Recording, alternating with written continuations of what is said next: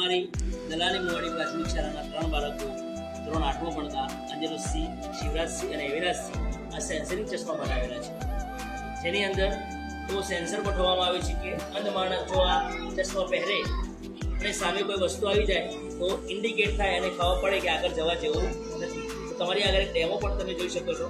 આ ચશ્મા હું પહેરું છું અને મારી આગળ કોઈ માણસ અથવા કોઈ વસ્તુ આપણે આગળ મૂકીશું તો સેન્સરથી એ આપણે ઇન્ડિકેટ કરશે અને આપણે આગળ જતાં અટકી જશું અને અંધજનોને અકસ્માત થતાં આપણે બચાવી શકીશું.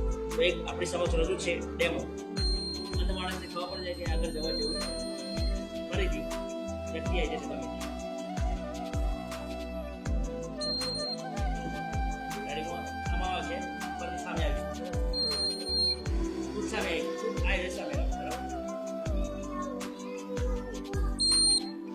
ઓકે તું સામે